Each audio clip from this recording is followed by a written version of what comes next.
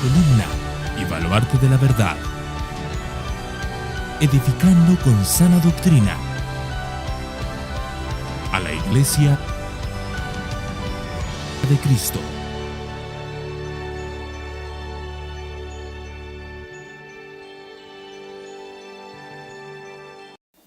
Ahora sí, hermanos, vamos a abrocharnos el cinturón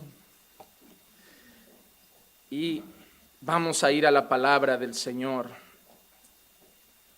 Reconozco que vengo con mucho temor, mucho temblor en el corazón.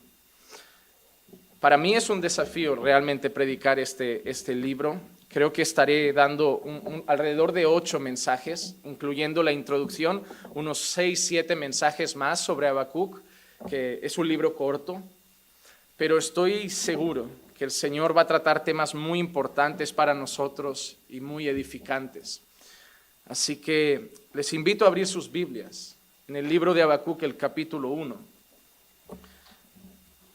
Y hoy vamos a estar trabajando en los versículos 1 al 4.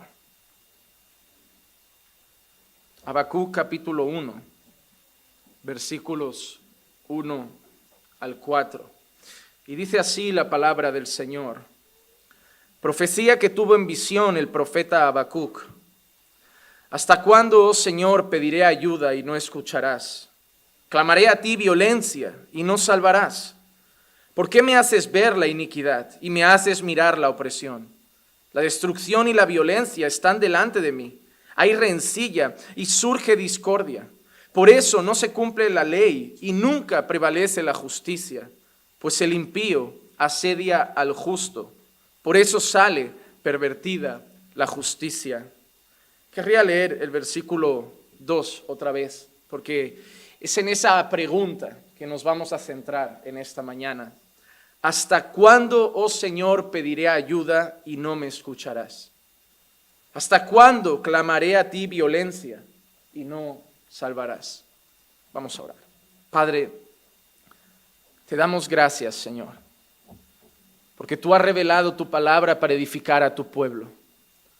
Tú has dejado tu palabra para que nosotros seamos instruidos en tu verdad.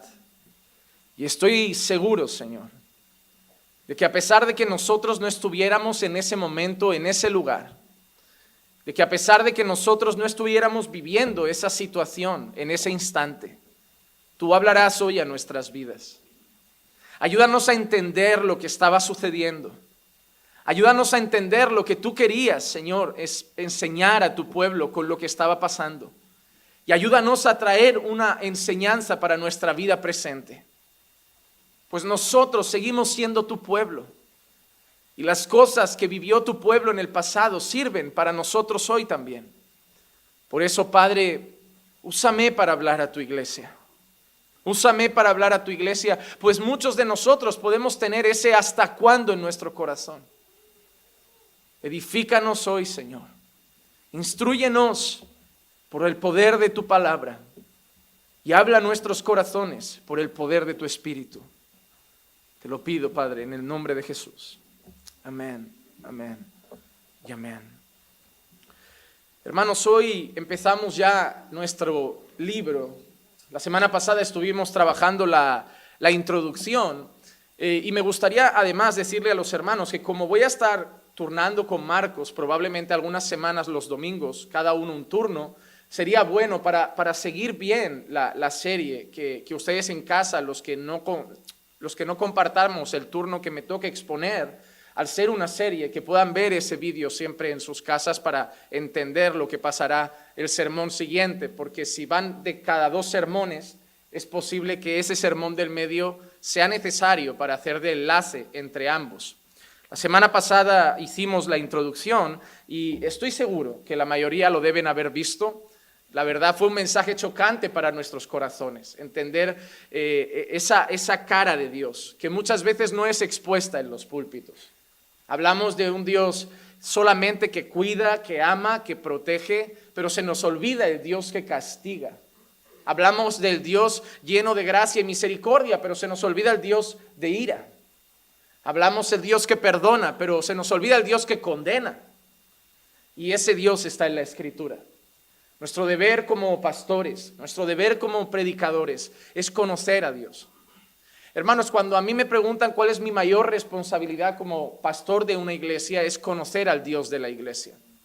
Yo tengo que enseñar al pueblo a caminar con Dios. Yo tengo que enseñar al pueblo a conocer a Dios. Yo tengo que enseñar al pueblo a adorar a Dios.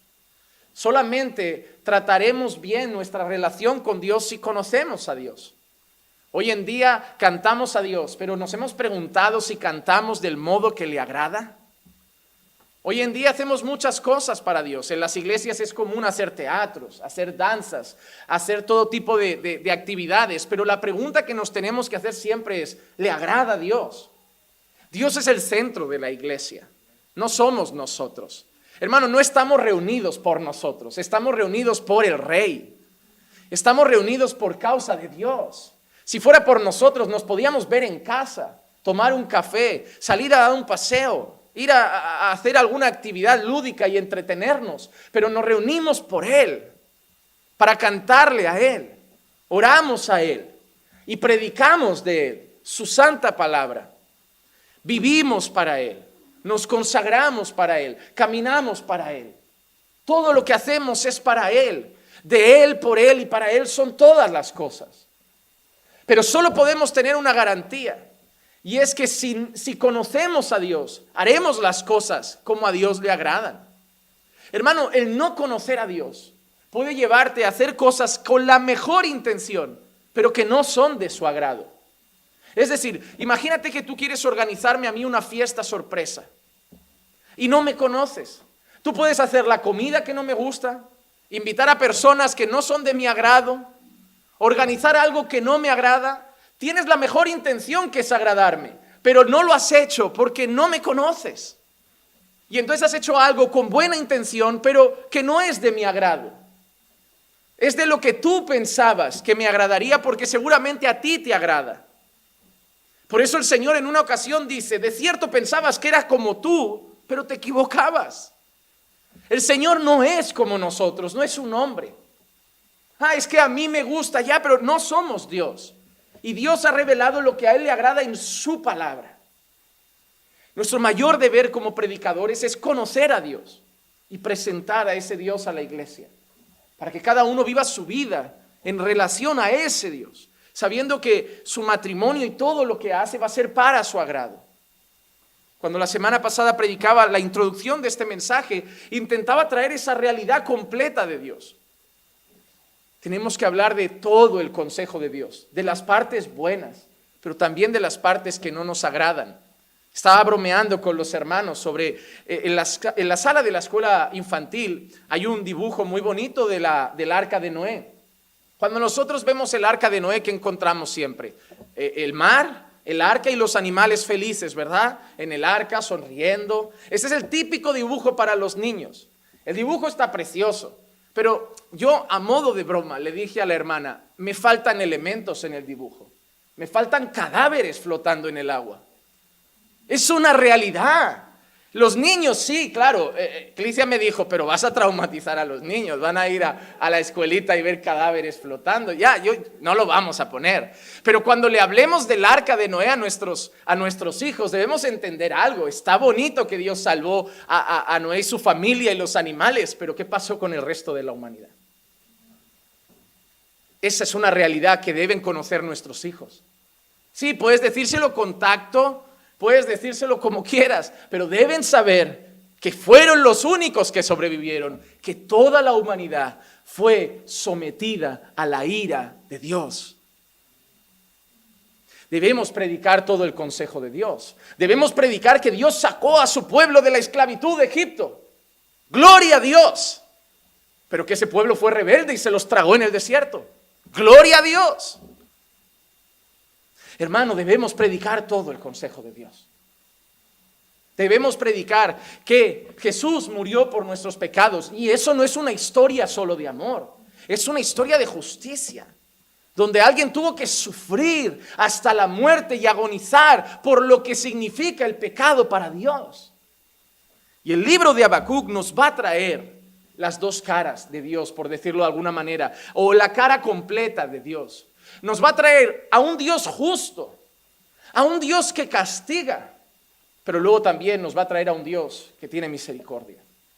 Las dos cosas están en este libro y son las que nos debemos preguntar y conocer a lo largo de toda esta serie.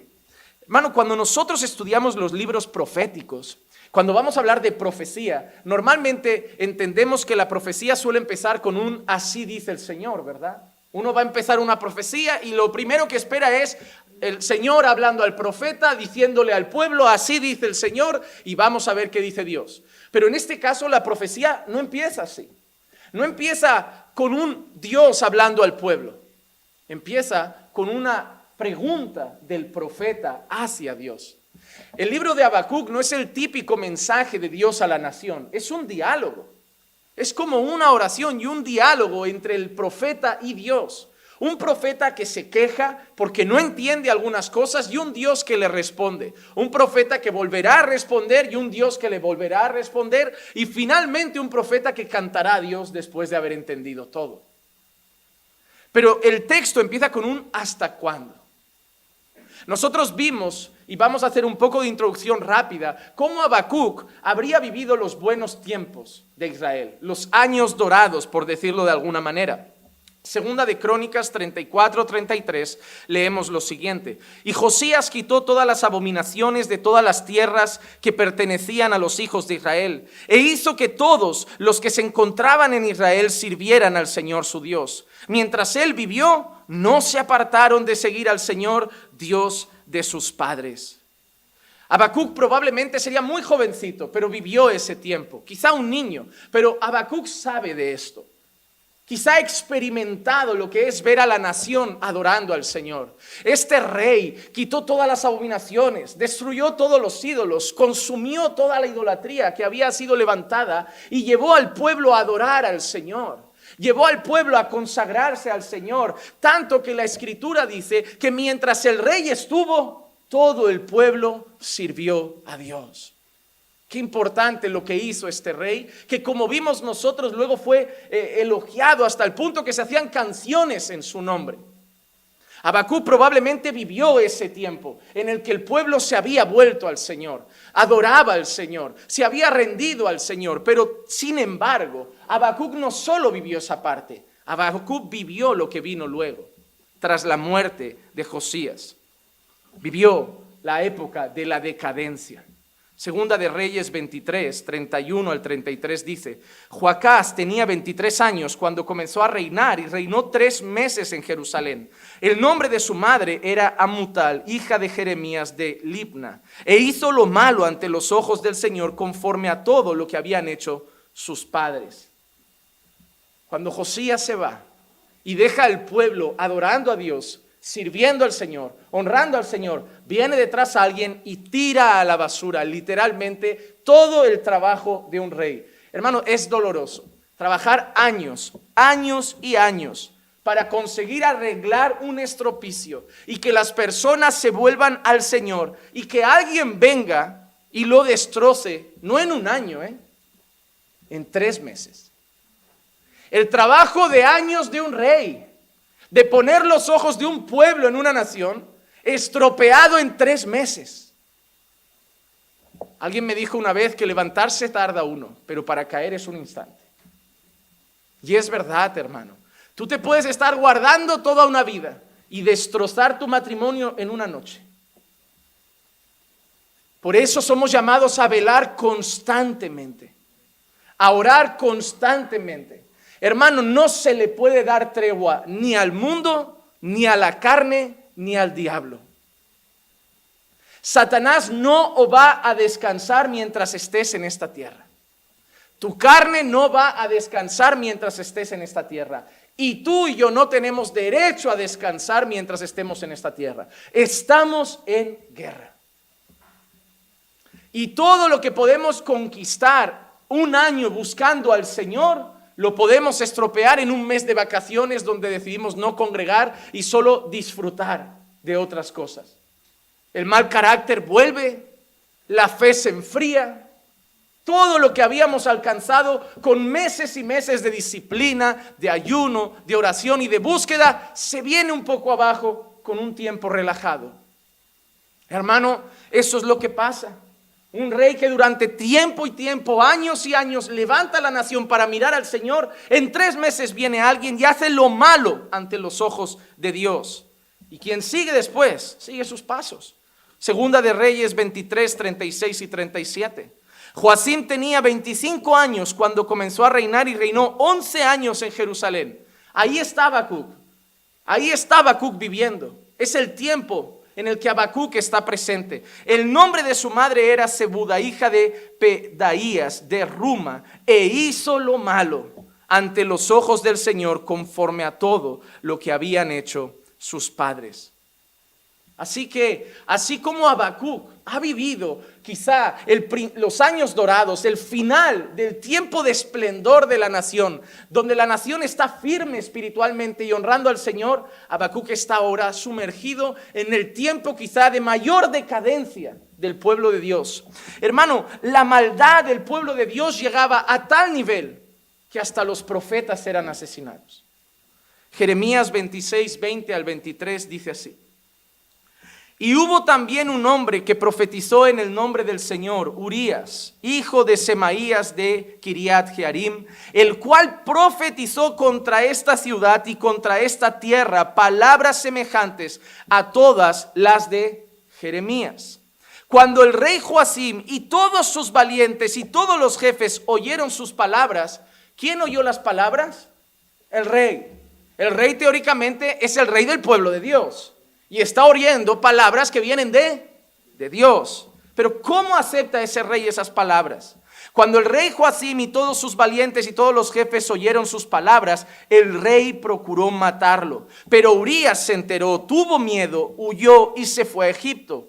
Entonces el rey Joacim envió hombres a Egipto, a Elnatán, hijo de Acbor, y a otros hombres con él a Egipto, y trajeron a Urías de Egipto, y lo llevaron al rey Joacim, quien lo mató a espada, y echó su cadáver a la fosa común.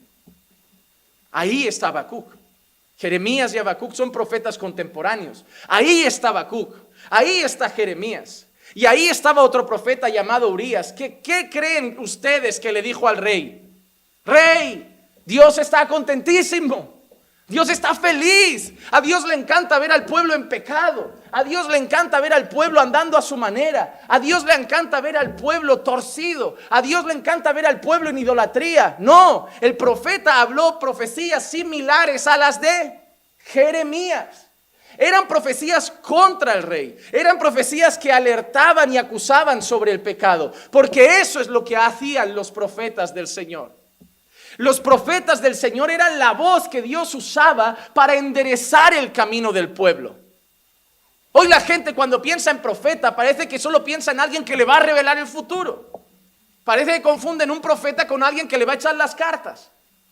No, ¿con quién me voy a casar? ¿Dónde tengo que vivir? A ver, profeta, ore por mí, porque no sé si ese hombre es para mí, si esa mujer es para mí. Pero eso no es lo que hacían los profetas que vemos aquí, que deseaban encaminar los pies del pueblo.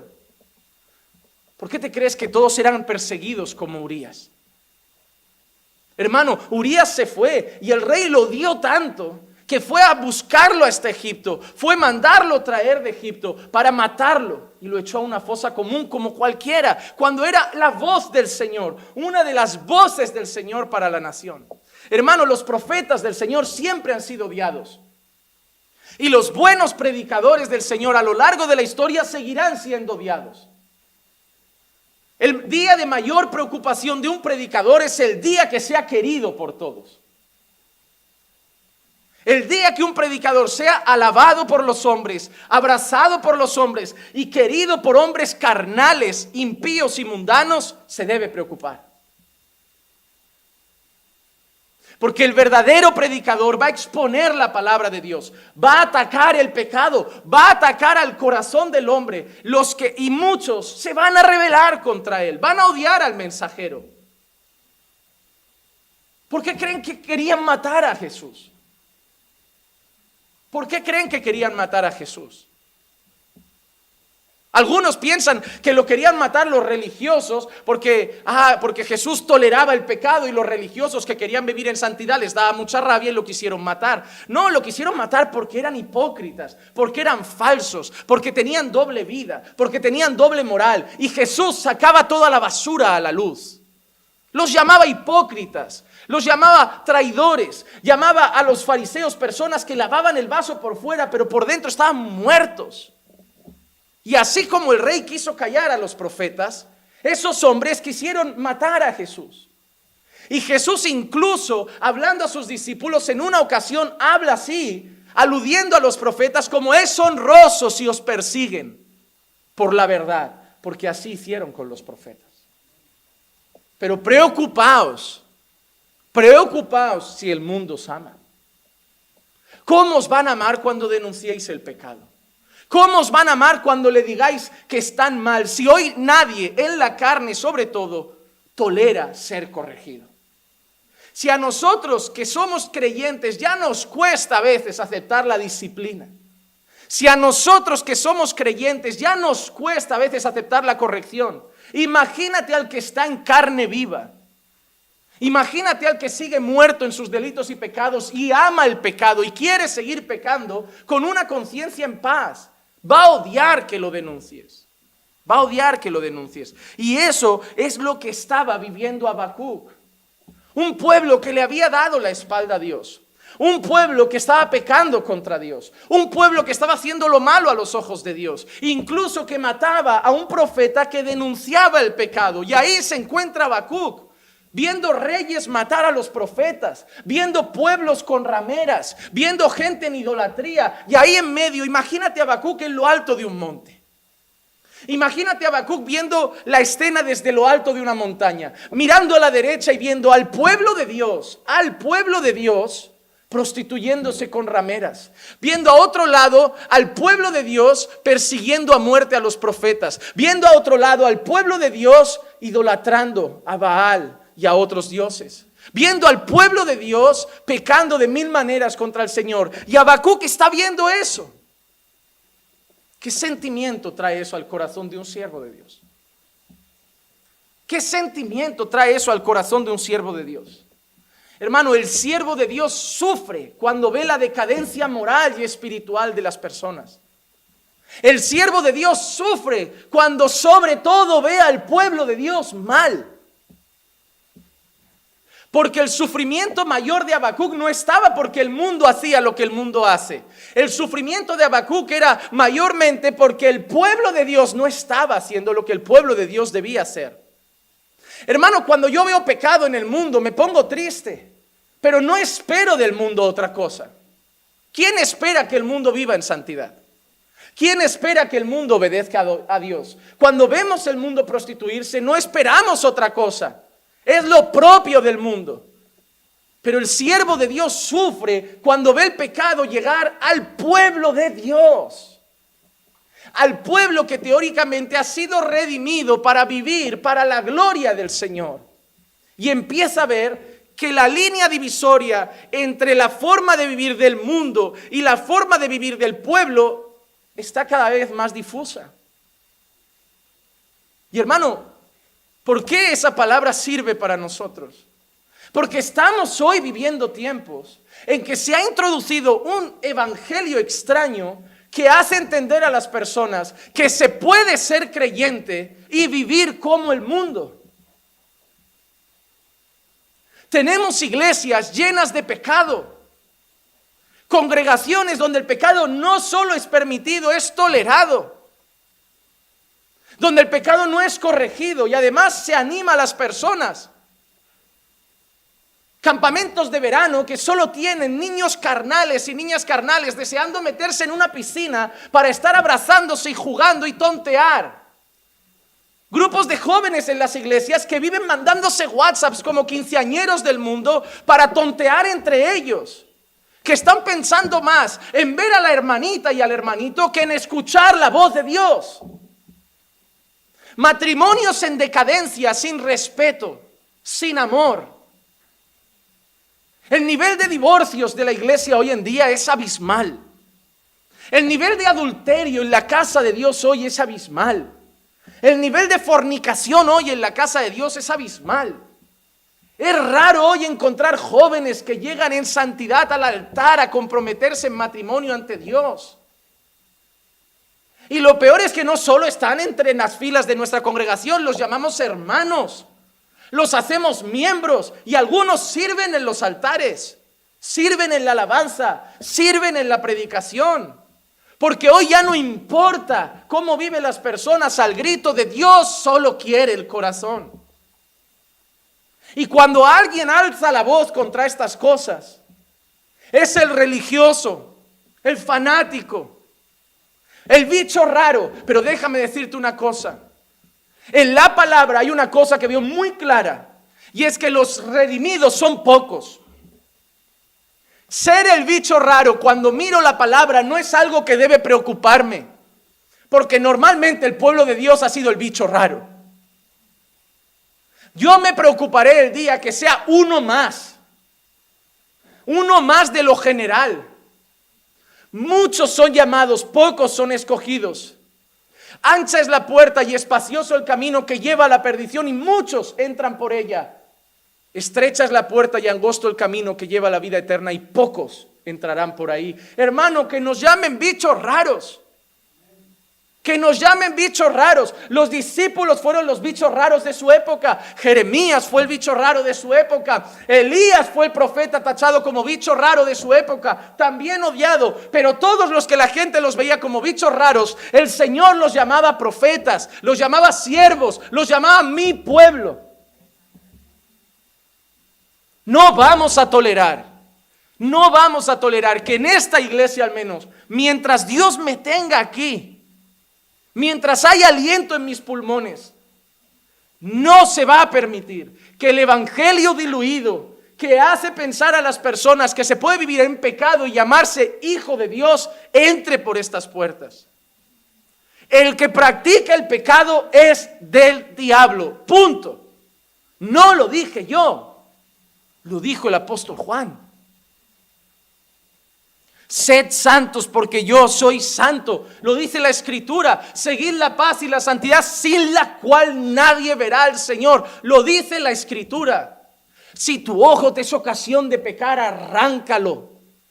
Es mejor entrar en el reino de los cielos con uno solo que irte con los dos al infierno. Y si tu pie te es ocasión de pecar, córtalo. Es mejor irte cojo al reino de los cielos que con 2 pies andar para el infierno. No lo dije yo, lo dijo el Señor Jesucristo. No, hermano, bichos raros, para la gloria de Dios.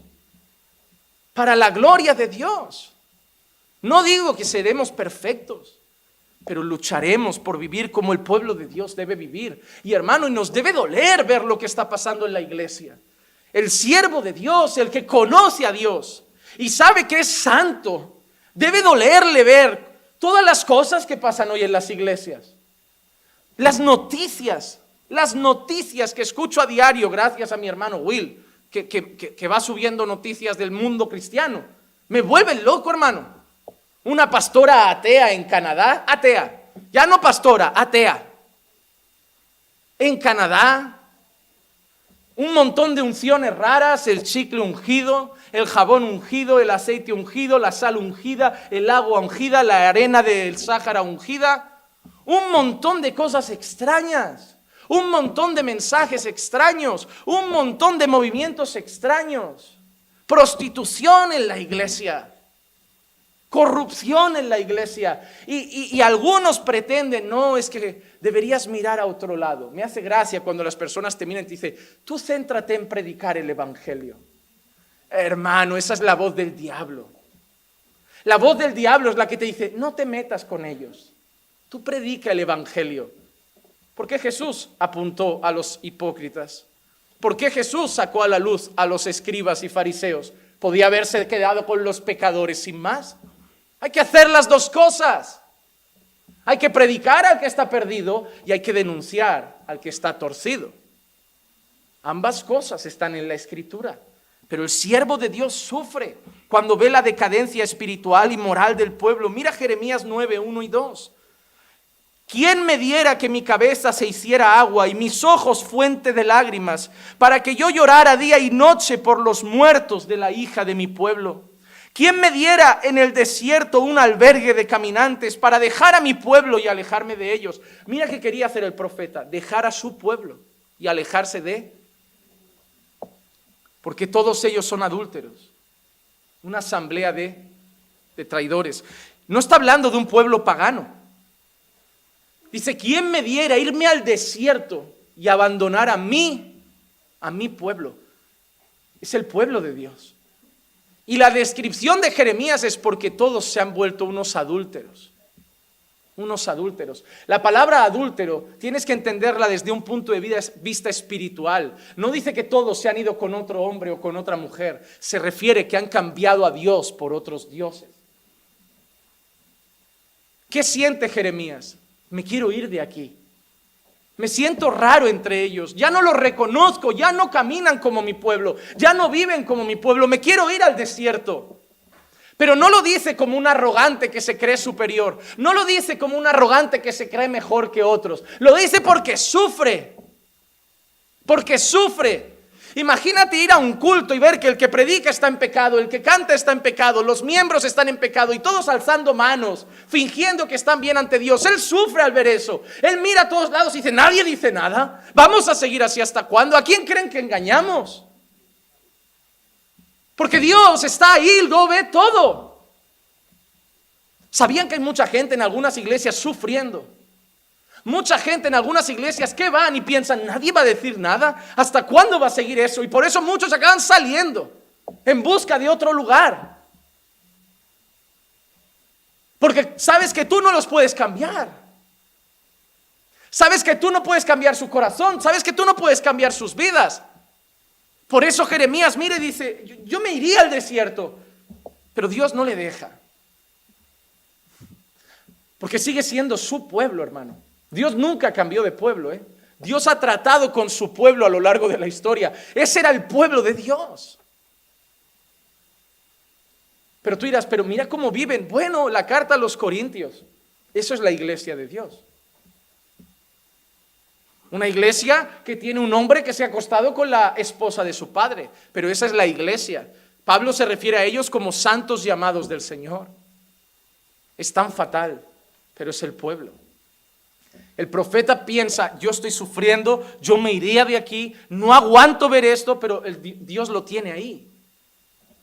Porque alguien tiene que seguir hablando, porque la única esperanza del pueblo es que un día la palabra de Dios, ministrada por el Espíritu Santo, obre en los corazones. Hermano, yo prefiero a un pecador aquí dentro que ahí fuera.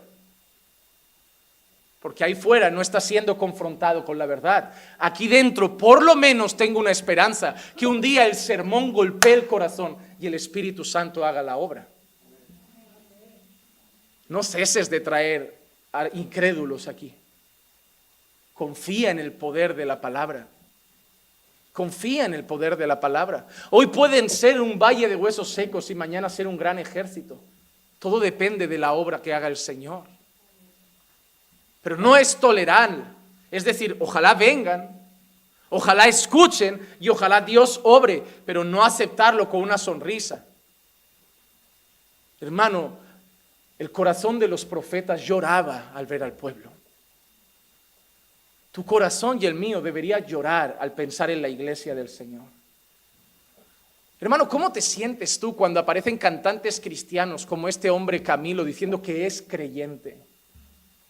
¿Cómo te sientes tú cuando ves a cantantes como Justin Bieber y Selena Gómez que viven haciendo videoclips semidesnudos, canciones mundanas diciendo yo soy cristiano y me bauticé en Hillsong? ¿Cómo te sientes tú cuando ves eso? ¿Cómo te sientes tú cuando aparecen falsos profetas como Maldonado, Cash Luna? Y viven de esa manera y viven ese evangelio y tú sabes que los del mundo los miran y nos meten a todos en el mismo saco.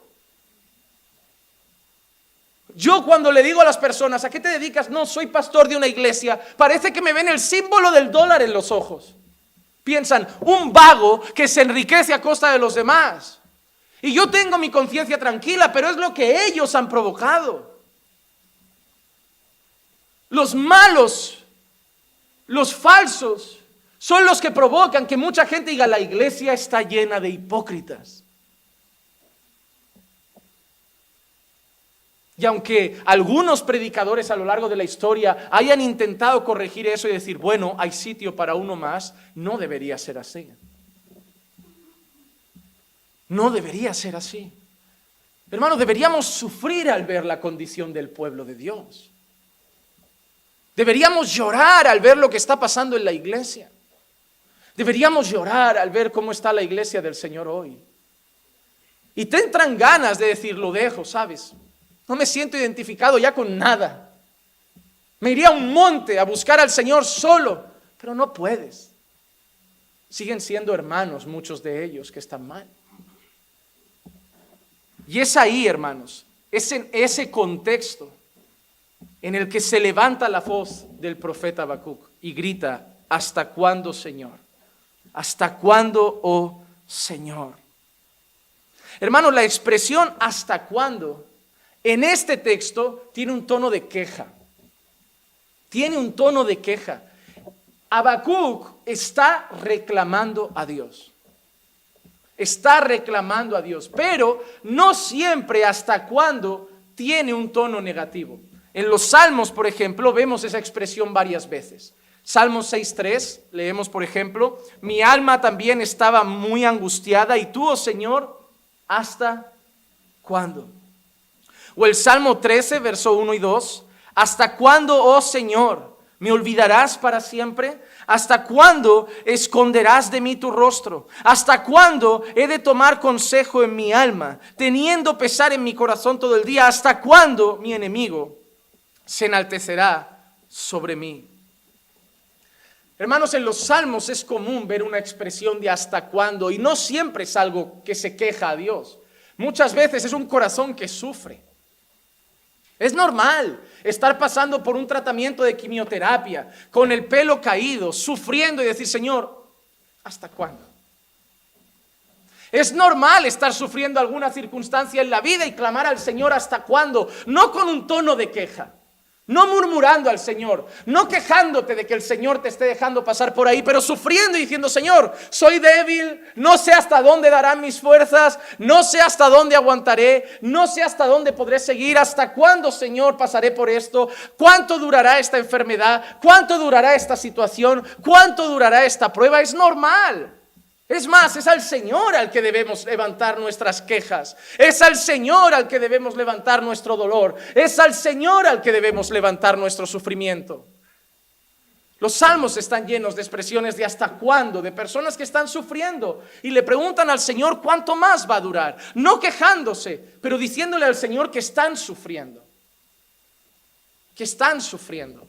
Pero el tono de Habacuc es diferente. Habacuc se está quejando.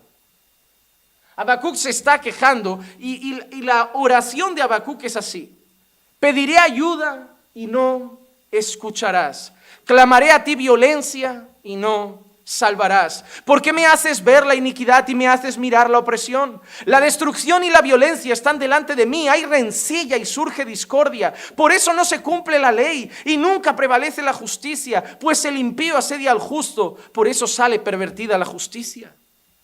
Habacuc está mirando a su alrededor, dice que hay rencilla, hay discordia, la ley no se está cumpliendo, el impío está gobernando, el impío está oprimiendo al justo. Todo lo que ve Habacuc es pecado, todo lo que ve Habacuc es maldad, todo lo que ve Habacuc es blasfemia contra el Señor, todo lo que ve Habacuc es desobediencia a la ley de Dios, todo lo que ve Habacuc es un pueblo de espaldas al Señor. Y Habacuc dice: ¿hasta cuándo clamaré y no escucharás? Pediré y no escucharás, clamaré y no salvarás.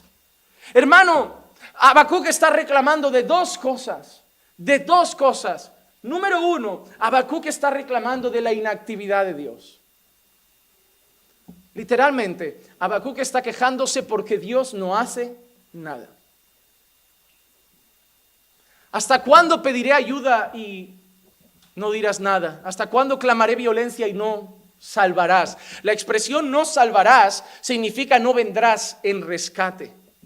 Habacuc se está quejando porque todo eso pasa y Dios no hace nada. Y Dios no hace nada. El Salmo 83:1 hay una expresión que podemos entender mejor. Oh Dios, no permanezcas en silencio, no calles, oh Dios, ni te quedes quieto. Habacuc está clamando al Señor, haz algo. Ponle fin a esto ya, arréglalo, es tu pueblo, eres Dios, eres santo y eres soberano, eres todopoderoso. Fulmina lo que tengas que fulminar y endereza lo que tengas que enderezar, pero haz algo. ¿Y saben qué hace Dios? Nada, no hace nada. Seguro que esa oración no es un momento, seguro que ese clamor es un día y otro día y otro día, quizá un mes y otro mes, quizá un año y otro año, y el Señor no hace nada. Pero Habacuc no solo se está quejando de que ve que Dios no hace nada. Habacuc además se queja de que ve que Dios no dice nada. Porque no solo no está actuando, sino que está en silencio. El Salmo 35, 22 y 23 dice así: Tú lo has visto, Señor, no calles. No estés lejos de mí, despierta y levántate para mi defensa y para mi causa, Dios mío y Señor mío. ¿Ves lo que dice el salmista? No calles, no calles. Es como si el salmista y Habacuc estuvieran diciendo, ¿no ves lo que están haciendo? ¿No ves lo que está pasando? ¿No ves cómo está la iglesia? ¿No ves cómo está el pueblo? ¿No ves todo el pecado? ¿No ves toda la injusticia? ¿No ves toda la maldad? ¿Y qué estás haciendo? ¿No haces nada? Hermano, es como si tú estuvieras en la calle ante un banco hoy y vieras a un grupo de 4 asaltantes entrar al banco, a atracar el banco, y justo en la puerta un grupo de policías parados. Y tú sacudieras al policía como diciendo que están robando, que están atracando, que están apuntando con pistolas a las personas y vosotros sois los únicos que podéis hacer algo. Y los policías se quedaran quietos. Daría coraje, daría rabia. Habacuc se está quejando así. Habacuc sabe que el único que puede cambiar el panorama es Dios. ¿Acaso creen que un predicador cambiará la iglesia? ¿Acaso creen que Paul Washer cambiará la iglesia? ¿Acaso creen que John MacArthur cambiará la iglesia? ¿Acaso creen que Sugel Michelin cambiará la iglesia? Ni Spurgeon cambió la iglesia, ni Jonathan Edwards cambió la iglesia, ni ningún predicador de hoy cambiará la iglesia. Cuando vemos el sufrimiento, cuando vemos la injusticia, cuando vemos el pecado y la decadencia actual, no recurrimos a los hombres, recurrimos a Dios. Porque sabemos que el único que puede cambiar el panorama es el Señor. Hermano, no vayas a buscar en los hombres las cosas que solo puede arreglar Dios. La angustia de tu alma solo la puede satisfacer Dios. El dolor de tu corazón solo lo puede sanar Dios. La herida sin cerrar solo la puede cicatrizar Dios. El perdón que te cuesta dar solo lo puede hacer Dios. El pecado que te cuesta soltar, solo lo puede hacer Dios. La tentación que te cuesta evitar, solo lo puede hacer Dios. Apóyate en los hermanos, busca consejo en los hermanos, pero recuerda que solo Dios puede hacer las cosas. No pongas tu fe en los hermanos. No pongas tu fe en los pastores, no pongas tu fe en los predicadores. Sí, busca consejo de tus pastores. Sí, busca la guía de tus pastores. Sí, honra a tus pastores, pero créele a Dios. Él es el que cambia, Él es el que transforma. Y Habacuc sufre porque el único que puede cambiar al pueblo no está haciendo nada. Habacuc sabe que, ¿qué puede hacer él? Dime tú una cosa, hermano, ¿qué puede hacer un profeta? ¿Qué crees que puede hacer un profeta? Hablar, ¿verdad? ¿Qué hace un predicador? Predica la palabra. Solo si obra el Espíritu Santo puede pasar algo. Cuando el profeta se encuentra en el valle de huesos secos y Dios le pregunta, ¿podrán esos huesos vivir? El profeta es claro y responde, solo tú lo sabes. Es decir, yo no puedo dar vida a huesos secos, pero tú sí puedes. Hermano, la predicación no cambia vidas. Es el Dios que obra a través de la predicación. Es como que cuando escuchamos esta frase, la oración del justo puede mucho, y automáticamente decimos, la oración tiene poder. No, hay poder en el Dios que responde la oración. Hay poder en el Dios que obra a través de la predicación. El poder no está en lo que hacemos, el poder está en el Dios que obra a través de lo que hacemos.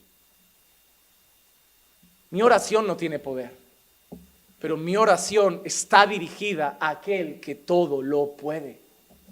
La expresión, la oración del justo puede mucho, no es porque la oración del justo tiene poder, es porque el justo clama y el Todopoderoso oye. Y por eso la oración del justo puede mucho, porque cuando el justo clama, el que todo lo puede escucha, y ahí hay poder en Dios. Habacuc sabe que solo Dios puede hacer algo, pero lo que está viendo en Dios es inactividad. Hermano, a veces te puede haber pasado. Te están criticando, clamas al Señor y ves que no pasa nada. Te han traicionado, te han hecho algo malo, tú no les habías hecho nada y de golpe clamas al Señor y ves que no hace nada. Te parece que no hace justicia. A lo largo de tu vida van a haber momentos que vas a clamar y va a parecer que Dios hace silencio. Y a lo largo de tu vida van a haber momentos que vas a clamar y te va a parecer que Dios no está haciendo nada. Pero hermano, es que el Señor solo hace las cosas cuando quiere, no cuando pides. Que Dios no esté diciendo nada o que Dios no esté haciendo nada no significa que Dios te esté ignorando. Significa que Dios es soberano y hará lo que quiera, cuando quiera, como quiera y si quiere, porque es Dios. Habacuc está reclamando al Señor y diciendo, ¿hasta cuándo vas a permitir esto? ¿Hasta cuándo vas a consentir esto? ¿Hasta cuándo vas a dejar que todo esto pase sin hacer nada y sin decir nada? Y el Señor de momento no le dice nada a Habacuc. Sigue en silencio. La pregunta es, Habacuc, hasta que Dios quiera. Hasta que Dios quiera. Porque lo que está pasando no es culpa de Dios. Es como si tu hijo rompe algo y te va corriendo, papá, líbrame de ese problema. Hijo, te metiste ahí. Te voy a dejar hasta un poco para que aprendas la lección. Te voy a dejar que veas un poco el abismo en el que te estás metiendo, para que tengas más cuidado la próxima vez. Tú lo haces porque le amas y quieres que tu hijo aprenda. A veces el Señor ha dejado a su pueblo al borde del abismo, para que su pueblo aprenda las consecuencias de darle la espalda al Señor. Tristemente, a lo largo de la Biblia vemos que somos un pueblo que a pesar de eso no aprendemos. Por eso muchas personas en la pandemia han dicho, no, yo en la pandemia he valorado lo que era tener una iglesia, he valorado lo que era estar con los hermanos, he aprendido esto, el Señor me ha enseñado mucho. ¿Cuánto nos durará esa lección? Cuando de golpe salga una noticia, digan fuera máscaras, nueva normalidad, todos a la calle, ¿cuánto tardaremos en volver a lo mismo? ¿A cuántos se les olvidará mañana que perdieron un padre, una madre, que Dios les enseñó muchas cosas? ¿Cuánto? Porque el pueblo es así. Pueblo está mal, os castigo, habéis adorado a otros dioses. Señor, perdónanos. Vale, 2 días después el pueblo vuelve. Hermano, eso nos tiene que servir como aprendizaje. El profeta sufre, pero hermanos, el profeta no se está quejando como una persona arrogante porque él es bueno y el resto malo. El profeta se está quejando porque lo que está siendo insultado es la santidad de Dios. Es la santidad de Dios. El problema de un profeta no era lo que le dijeran a él, era lo que le hacían a Dios. Miren estos salmos. Y estos salmos están en la Biblia, Salmo 59:13. Y solo son un ejemplo de muchos textos. Acábalos en tu furor. Estos son salmos. Está muy bonito leer otros, pero esto está en la Biblia. Acábalos con tu furor. Acábalos para que ya no existan. Qué oración bonita, ¿eh? ¿Oraste así ayer por mí? Para que los hombres sepan que Dios gobierna en Jacob hasta los confines de la tierra. Salmo 137, 8 y 9. Oh hija de Babilonia, la devastada, bienaventurado el que te devuelva el pago con que nos pagaste. Bienaventurado será, escucha, qué buen deseo, el que tome y estrelle a tus pequeños contra la peña. Qué bonito deseo para alguien. Ojalá venga un ejército y coja a tus bebés y los reviente contra un peñasco. Eso está en la Biblia. Los salmos son inspirados por Dios.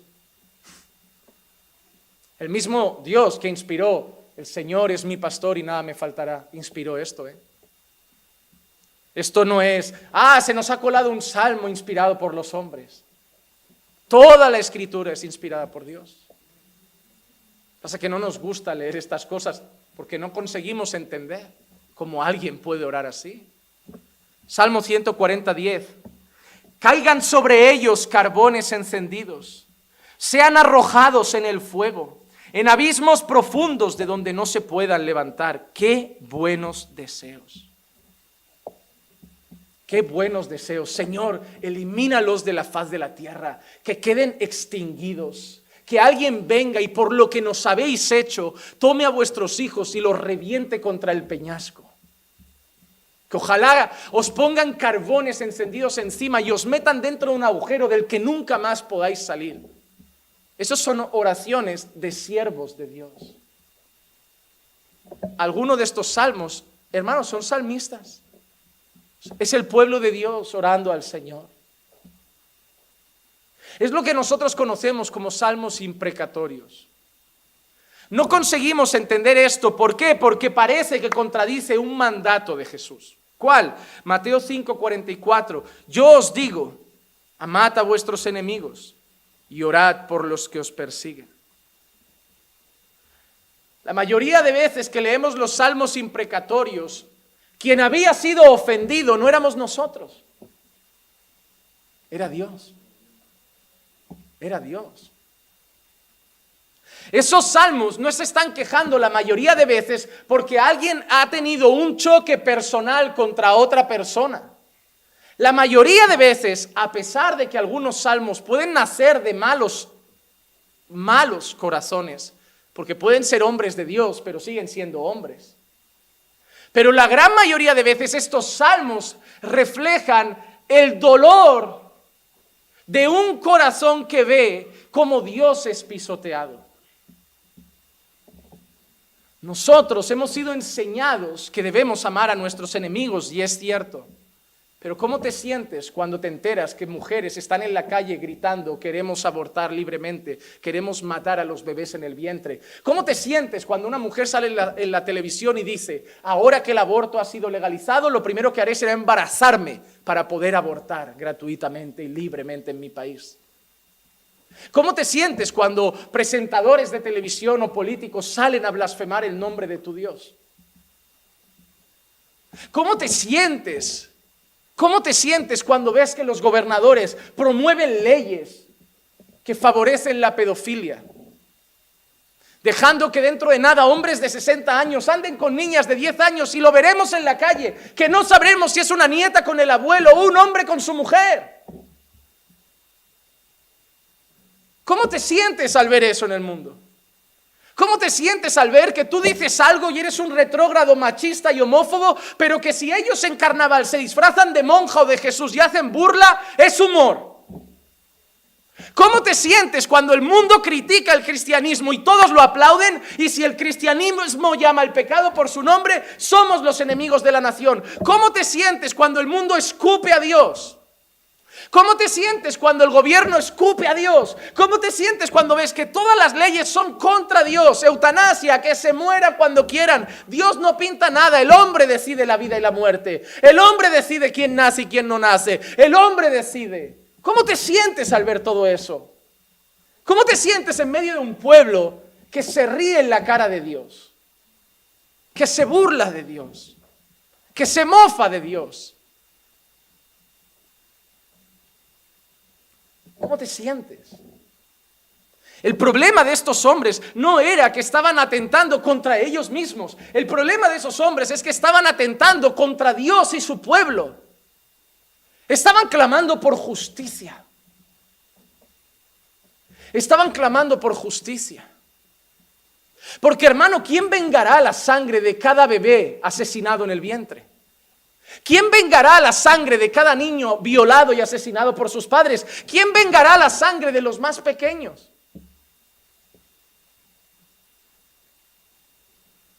Estaban clamando por justicia. ¿Cómo te sientes cuando nuestros hermanos son degollados en la China? ¿Cómo te sientes cuando nuestros hermanos son encerrados en una iglesia en Nigeria con la llave por fuera y prendido fuego a la iglesia con mujeres, predicadores y niños dentro? ¿Quién vengará su sangre?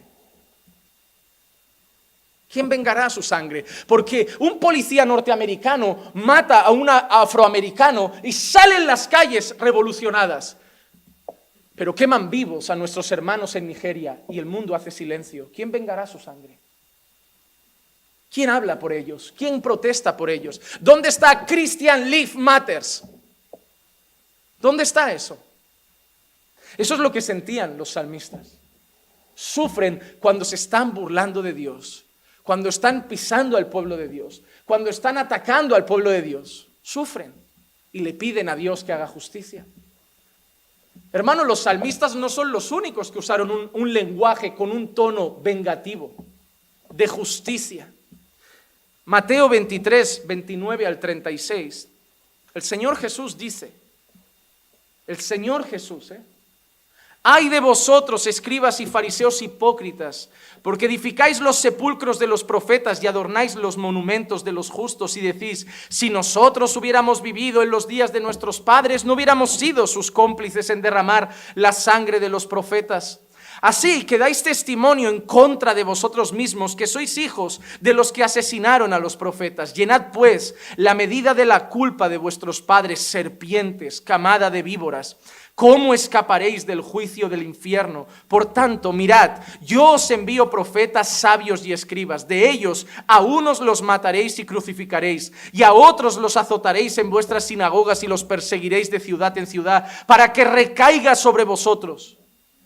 Lo está diciendo Jesús, para que recaiga sobre vosotros la culpa de toda la sangre justa derramada sobre la tierra, desde la sangre del justo Abel hasta la sangre de Zacarías, hijo de Berequías, a quien asesinasteis entre el templo y el altar. En verdad os digo que todo esto vendrá sobre esta generación. Es Jesús declarando el juicio contra ellos. Vais a pagar por lo que habéis hecho. Eso es lo que está diciendo Jesús, Lo que está diciendo Jesús es, no os vais a ir de rositas. Dios es misericordioso, pero ha visto lo que habéis hecho. Dios es misericordioso, pero ha visto cómo habéis matado a sus profetas. Dios es misericordioso, pero ha visto cómo habéis torturado a su pueblo. Dios es misericordioso y de Dios nadie se burla. De Dios nadie se burla. Ninguna blasfemia contra Dios quedará en pie el día del juicio. Ninguna. Aquel día todos serán juzgados bajo la santa justicia e ira de Dios. Nadie quedará en pie ante el Señor. Nadie quedará en pie ante el Señor. El Señor Jesús, cuando le atacaban a Él, hacía silencio, hermano. Cuando se burlaban de Él, cuando se metían con Él, cuando se reían de Él, hacía silencio. Pero ¿cómo se puso el Señor cuando llega y ve los cambistas en el templo? Eso es lo que pasa en esos salmos. Meteos conmigo, pero no riáis del santo. No os burléis del santo. De nosotros decid lo que queráis. Somos pecadores. Somos hombres, fallamos y nos equivocamos. Criticadnos si queréis, burlaos de nosotros, pero no os burléis de Dios. Eso es lo que pasaba con Jesús. Él es santo, pero Él toleraba lo que se dijera de Él. Tú haces esto por Belcebú. Tú haces esto, y Él nada. No golpeaba, no gritaba.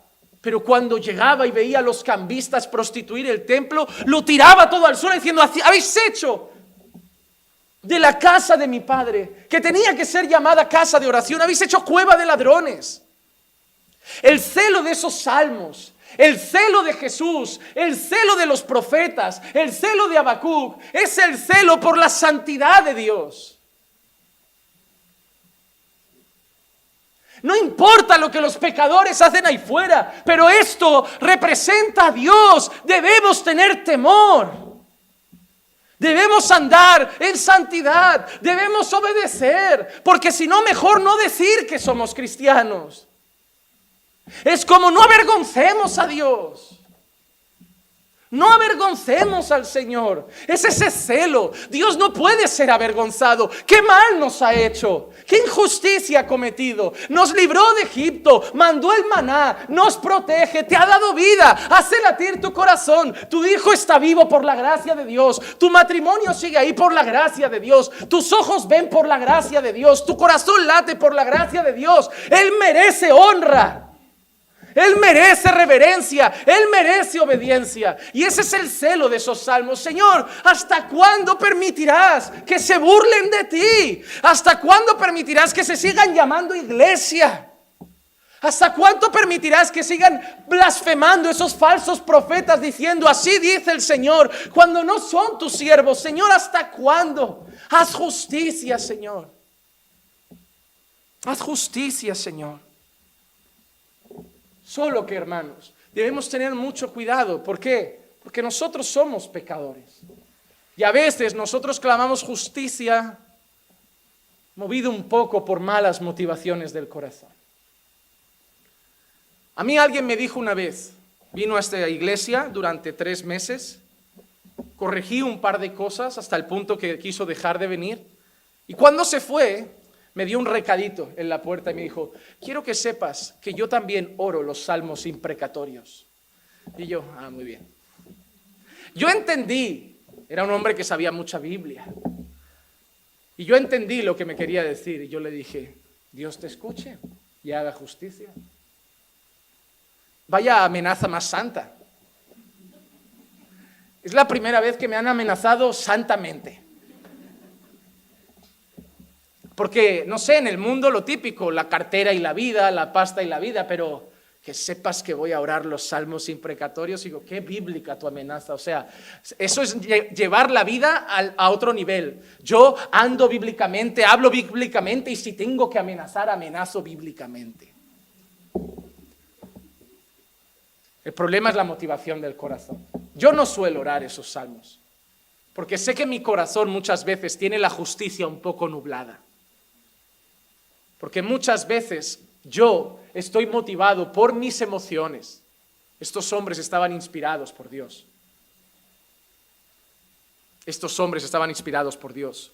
¿Qué enseñanza aprendí yo en mi vida? Y es la que aplico. Entender que la venganza está en las manos de Dios, no en las mías. No en las mías. Deuteronomio 32:35 dice, mía es la venganza y la retribución. A su tiempo el pie de ellos resbalará. A su tiempo. O sea, tú no hagas nada. A su tiempo, cada uno pagará por sus frutos. Todo lo que el hombre siembra, el hombre lo cosecha. A su tiempo. Porque el día de su calamidad está cerca y se apresura lo que está preparado. Romanos 12:19 dice lo mismo. Amados, nunca os venguéis vosotros mismos, sino dad lugar a la ira de Dios, porque escrito está, mía es la venganza, yo pagaré, dice el Señor. Hermanos, a veces nosotros estamos con una justicia nublada por nuestras malas emociones, malos sentimientos, por nuestras heridas. Por eso debemos entregar todo lo que pasa en las manos del Señor. Pero podemos clamar al Señor. Podemos decirle, Señor, esto ven mis ojos. Esto está pasando. Y eso está en tus manos. Y eso está en tus manos. Tú decides lo que hacer con cada uno.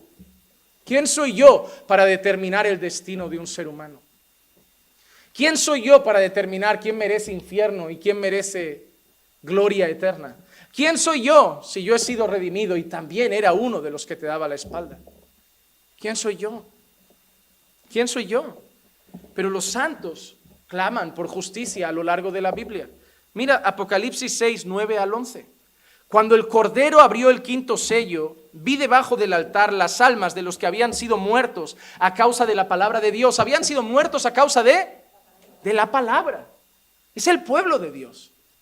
Es el pueblo que había evangelizado, que había compartido la palabra del Señor y les había costado la vida. Son nuestros hermanos que pueden ser de Nigeria, de la China, de la India, que han muerto por la palabra.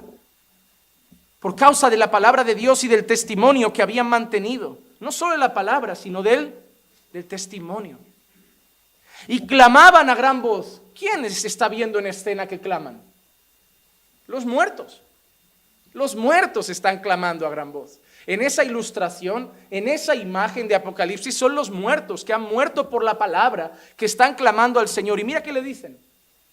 ¿Hasta cuándo, Señor, santo y verdadero, esperarás para juzgar y vengar nuestra sangre de los que moran en la tierra? Pero mira lo que les responde. Y se les dio a cada uno una vestidura blanca y se les dijo que descansaran un poco más de tiempo, hasta que se completara también el número de sus consiervos y de sus hermanos, que habrían de ser muertos como ellos lo habían sido. Gente había muerto por la palabra en esa ilustración y le están diciendo al Señor, ¿hasta cuándo vas a permitir que los que nos matan sigan de rositas? Y el Señor les dice, esperaos un poco, falta todavía gente incluso por morir por mí, y cuando ya estén todos, haré lo que tengo que hacer. Haré lo que tengo que hacer. Hermano, nuestra esperanza no está en que Dios haga algo hoy. Nuestra esperanza está en que Dios va a hacer algo. Es una diferencia, ¿eh? Vemos todo esto y nos podemos preguntar hasta cuándo, pero Dios no promete que haga algo hoy o mañana, pero hay una promesa. Dios va a hacer justicia. Dios va a hacer justicia. Isaías 65, 13 al 16. Por tanto, así dice el Señor Dios: he aquí mis siervos comerán, mas vosotros tendréis hambre. He aquí mis siervos beberán, mas vosotros tenéis sed. He aquí mis siervos se alegrarán, mas vosotros seréis avergonzados. He aquí mis siervos darán gritos de júbilo con corazón alegre, mas vosotros clamaréis con corazón triste y con un espíritu quebrantado gemiréis. Y dejaréis vuestro nombre como maldición a mis escogidos. El Señor Dios te matará, pero a mis siervos serán llamados por otro nombre. Porque el que es bendecido en la tierra será bendecido por el Dios de la verdad. Y el que jura en la tierra jurará por el Dios de la verdad. Porque han sido olvidadas las angustias primeras y porque están ocultas a mis ojos. Hermano, un día Dios hará justicia. Un día Dios va a dar a cada uno según sus obras. Nosotros vamos a llorar aquí, reiremos allá. Nosotros estaremos angustiados aquí, tendremos gozo allá.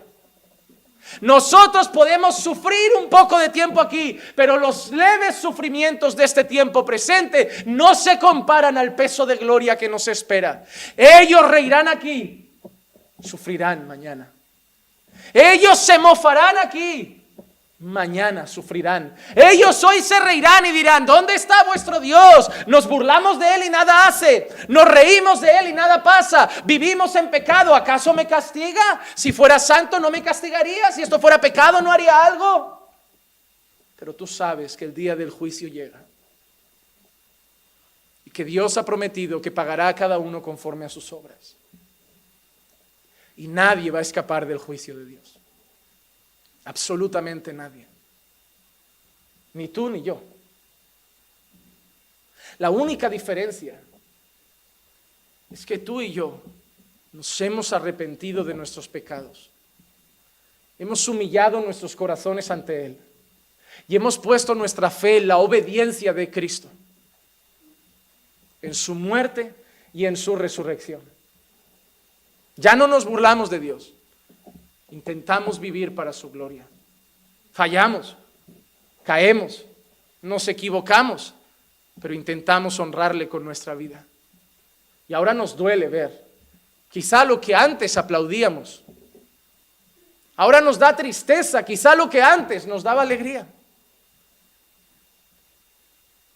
Pero lo que más duele, hermanos, pero es una realidad, es que el impío y el justo, el mal y el bien, van a estar juntos hasta el día de la cosecha.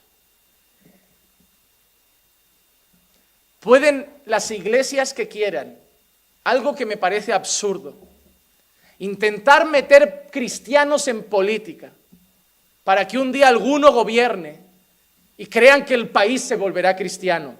Ya les digo que no va a pasar. Yo no sé cómo funcionan las políticas de su país, pero no hay trabajo que me parezca más pérdida de tiempo que intentar cambiar un país metiendo creyentes en política. Porque dudo que ninguna mayoría absoluta en un país se rinda a la verdad de Dios.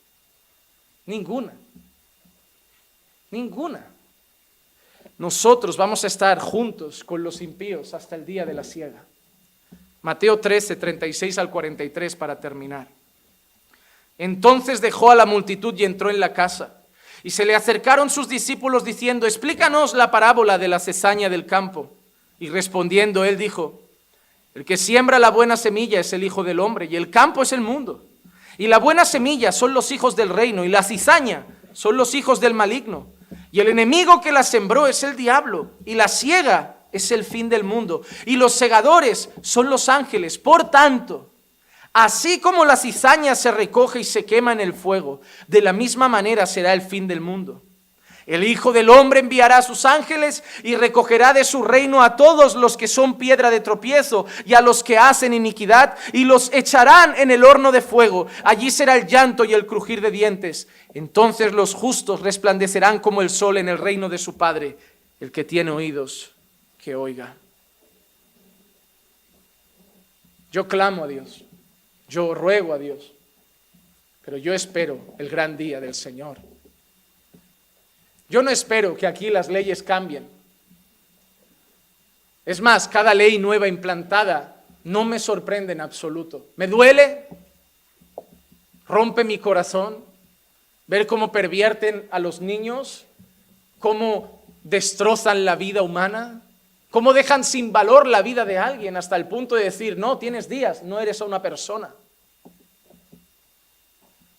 Me duele cuando el pueblo de Dios, que dice ser el pueblo de Dios, le da la espalda a Dios, desobedece a Dios, peca contra Dios, y los púlpitos donde teóricamente deben estar los hombres que sirven en el altar, los más honrosos o temerosos del Señor, que con reverencia a su palabra y su verdad deberían enseñar a la iglesia donde sirven, al pueblo en el que sirven, se mofan de Dios, hablan en su nombre sin Dios haber hablado.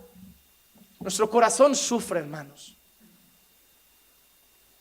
Hermano, el título del sermón no es ¿hasta cuándo, Señor, por tu dolor personal? El título del sermón no es ¿hasta cuándo, Señor, porque tú estás triste y quieres que estar alegre? El título del sermón es ¿hasta cuándo, Señor?, porque nos duele ver cómo se burlan de Dios.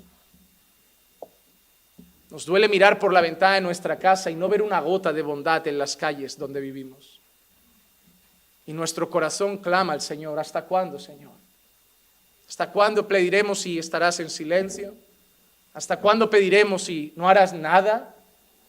Pero el Señor nos enseña algo: esperad un poco más, la siega llegará, y aquel día vosotros estaréis con las ovejas.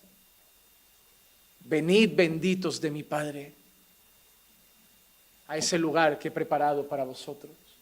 Y ese día haré justicia, y a ellos los pondré a mi izquierda, y los enviaré al infierno que preparé para Satanás y sus ángeles. Hermano, ora al Señor, espera en el Señor, y recuerda esta frase cuando te vayas hoy. Pase lo que pase, aunque Dios parezca que no te escucha, aunque Dios parezca que no hace nada, y aunque Dios parezca que esté tolerando algo incluso contra ti o contra Él, Dios es justo. Y el juicio está cerca. Solo da gracias porque tú ya has degustado de su misericordia. Y si puedes, predica, porque eso sí podemos hacerlo. Y esperemos en el Señor que otros puedan disfrutar de esa misma gracia y misericordia también. Y los que lo rechacen, el diluvio no será nada comparado con la eternidad que les espera. Vamos a orar. Padre, te damos gracias porque a pesar de nuestra maldad tú nos redimiste en Cristo, Señor. Porque a pesar de que nosotros también fuimos impíos, rebeldes, injustos, tú nos perdonaste toda nuestra maldad y nos lavaste con la sangre del Cordero.